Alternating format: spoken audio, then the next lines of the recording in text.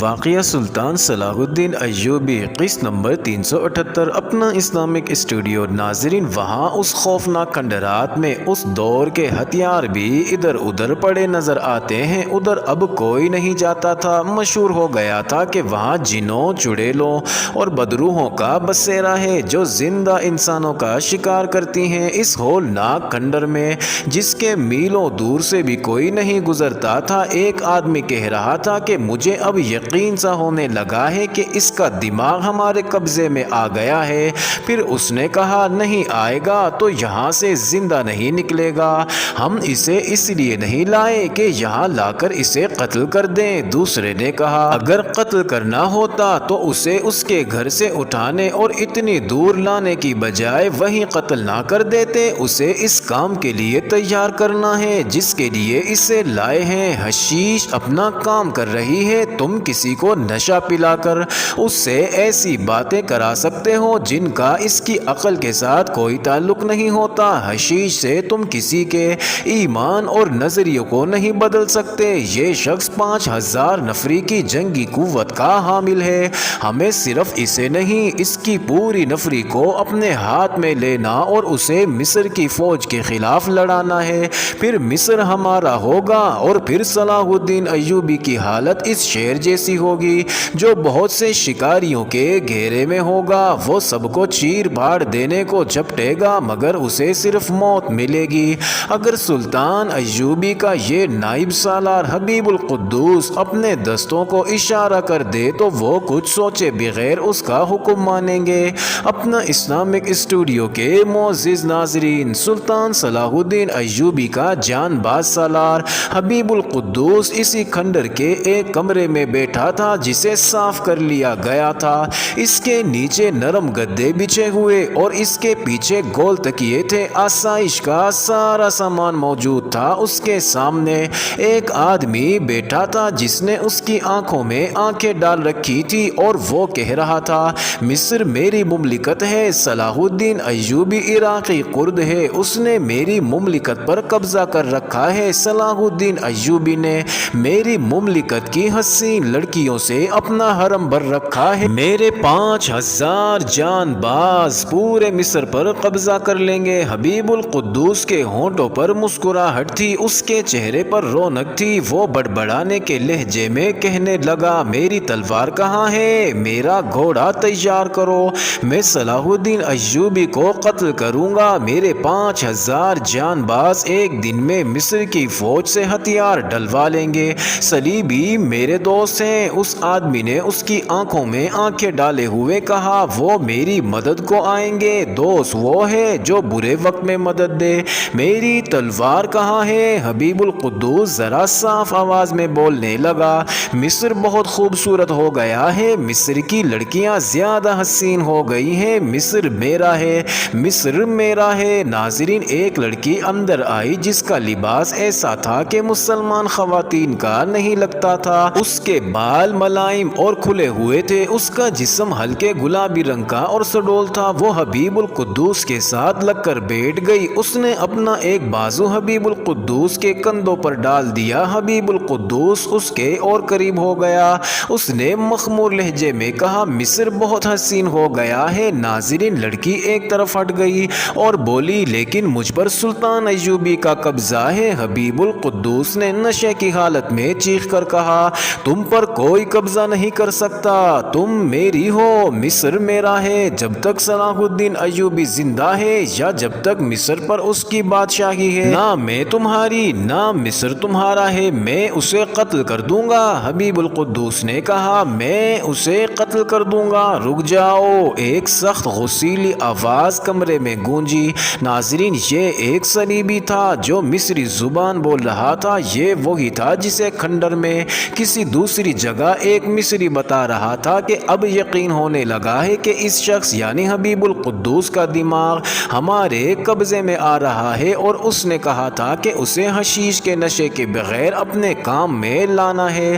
وہ اس کمرے میں آیا جہاں حبیب القدوس کے دماغ کو حشیش کے نشے کے زیر اثر اپنے رنگ میں رنگنے کی کوشش کی جا رہی تھی۔ اس نے غصے میں کہا، تم حسن بن صبا کے پجاری، حشیش اور خفیہ قتل کے سوا کچھ بھی نہیں جانتے، لڑکی کو اس کے پاس رہنے دو اور تم میرے ساتھ آؤ۔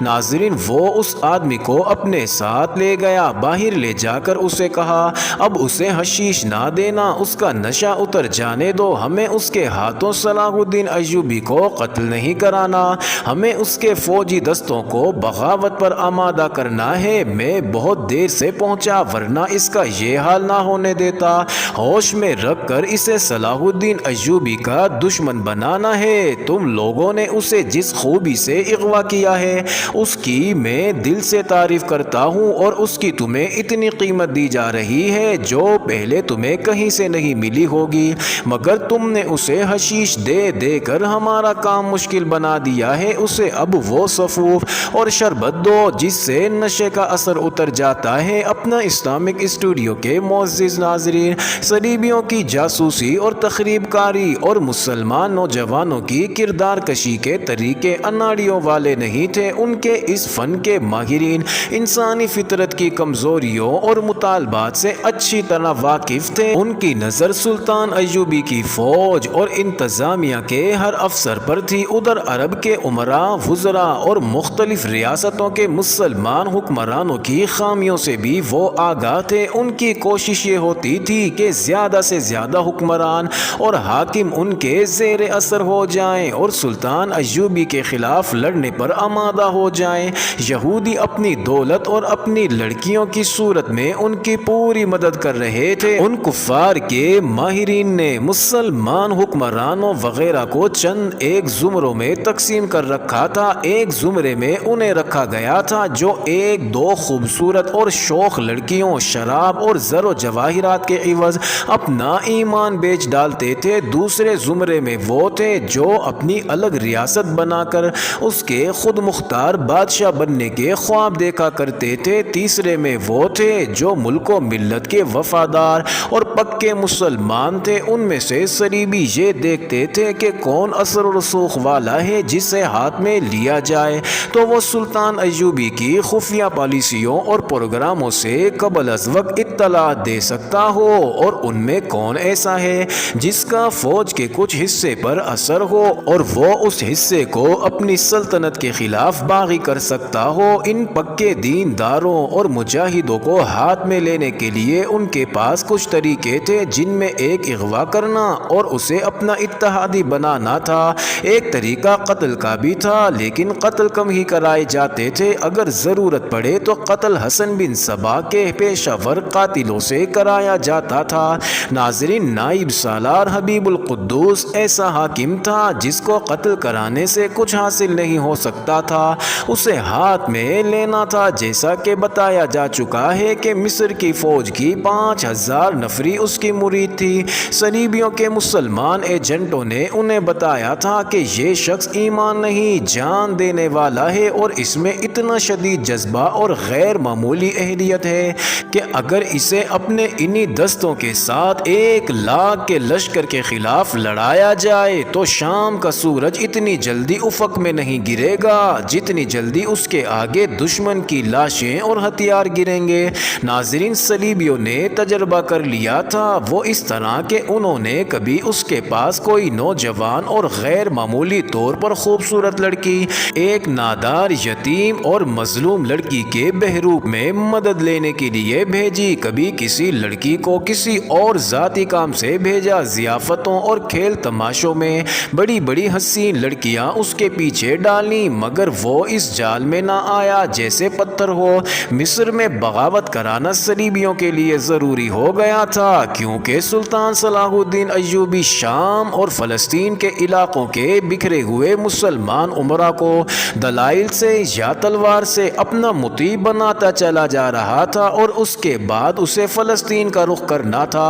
اس کی توجہ فلسطین سے ہٹانے کے لیے ایک طریقہ یہ ہو سکتا تھا کہ مصر میں اس کی جو فوج ہے اسے بغاوت پر آمادہ کیا جائے۔ اس سے پہلے صلیبی سوڈانیوں کو مصری فوج کے خلاف استعمال کرنے کی کوشش کر چکے تھے۔ ناظرین، سوڈانی فوج نے حملہ کیا تھا، مگر سوڈانی فوج میں اکثریت وہاں کے حبشیوں کی تھی اور وہ توہم پرست تھے۔ دوسرے یہ کہ وہ ہجوم کی صورت میں لڑتے اور ہجوم کی صورت میں بھاگتے تھے۔ ناظرین صلیبیوں نے انہیں مصر کے خلاف ہی رکھا لیکن لڑنے کی نہ سوچی۔ اب بغاوت مصر کی فوج ہی سے کرائی جا سکتی تھی، اس لیے انہوں نے جو موضوع سالار دیکھا وہ حبیب القدوس تھا۔ ناظرین صلیبیوں کی ہائی کمانڈ کے جاسوسوں اور ماہرین نے اس کے اغوا کا فیصلہ کیا اور حسن بن صبا کے فرقے کے فدائیوں کو منہ مانگی اجرت دے کر ان سے اغوا کر لیا۔ اغوا کا طریقہ یہ اختیار کیا کہ ایک شام 2 آدمی اس کے گھر گئے اور کسی گاؤں کا نام لے کر کہا کہ وہاں کی مسجد کی چھت بیٹھ گئی ہے اور پوری مسجد اثر نو تعمیر کرنی ہے۔ انہوں نے کہا کہ رات کو گاؤں کے لوگ جمع ہو رہے ہیں اور وہ بھی چلیں تاکہ لوگ دل کھول کر مالی مدد دیں۔ اس سلسلے میں انہوں نے ایسی جذباتی باتیں کی کہ وہ ان کے ساتھ چل پڑا۔ شہر سے باہر نکل گئے تو 4 اور آدمی ملے، ان سب نے اسے جکڑ لیا اور اس کھنڈر میں لے گئے۔ وہاں پہنچتے ہی اسے دھوکے میں حشیش پلا دی۔ ناظرین صلیبی جو اس سے بات کرنے اور اسے اپنا ہم خیال بنانے پر مامور تھا، وہ کسی اور کام سے کہیں چلا گیا۔ اسے اغوا کرانے والے کھنڈر میں موجود تھے۔ کھنڈر کے ایک کمرے میں اس کے لیے آسائش کی ہر چیز پہنچا دی گئی۔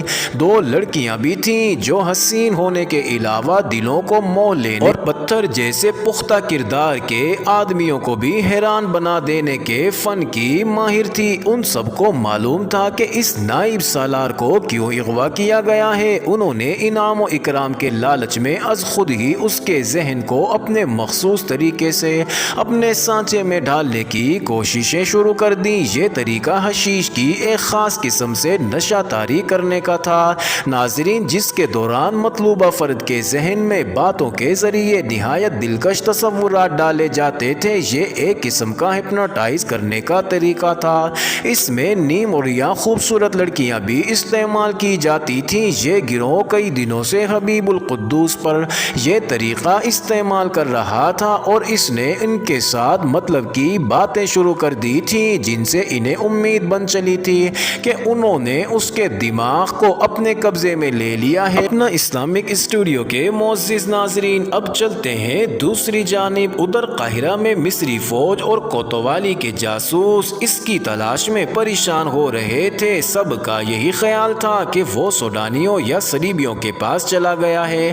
علی بن سفیان کو معلوم تھا کہ حبیب القدوس کا اثر اپنے دستوں پر کس قدر زیادہ ہے، اس لیے اس نے مصر کے قائم مقام امیر کی اجازت سے سلطان ایوبی کو اطلاع دی تھی۔ توقع یہی تھی کہ وہ اپنے معتمد کمانداروں کو کوئی پیغام بھیجے گا۔ جاسوسوں اور سراغ رسانوں نے ہر طرف نظر رکھی لیکن معلوم یہی ہوتا تھا کہ اس کا پیغام کس کی طرف نہیں آیا۔